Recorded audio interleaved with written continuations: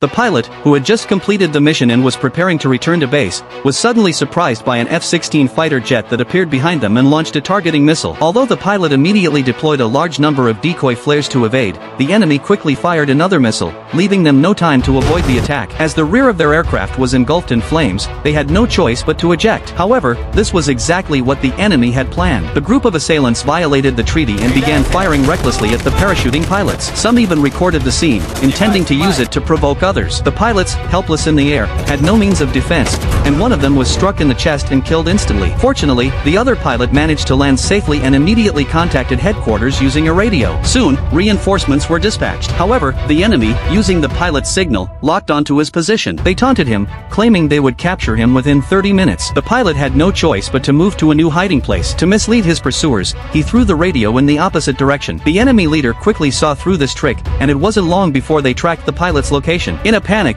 the pilot ran to the edge of a cliff, where there was no cover and he would soon be discovered. Just then, the enemy was ambushed by rescue fighter jets that had arrived. Under the cover of fire, the pilot attempted to escape but was spotted after taking only a few steps. The enemy immediately aimed at him and shot him in the thigh. Despite the injury, the pilot couldn't afford to stop, as the enemy continued shooting. During this time, a rescue fighter jet was destroyed, and 5 soldiers who had ejected were captured. The assailants, thinking they would be safe by surrendering, were taken by surprise when the assailants live-streamed the execution of the 5 captured soldiers worldwide. Little did they know that this brutal act would bring them significant trouble. Meanwhile, upon hearing the news, headquarters dispatched 2 fighter jets for support and sent a cruise ship on standby for further orders. On land, the SSO Special Forces were already moving in. The SSO quickly eliminated the enemy pursuing the pilot and successfully rescued him. With no more concerns, the forces opened fire, unleashing a barrage of bullets on the enemy. The assailants attempted to flee by car, but the fighter jets were already waiting in the air. Finally, the army launched missiles, completely wiping out the assailants. So, do you know why a pilot can't shoot after ejecting?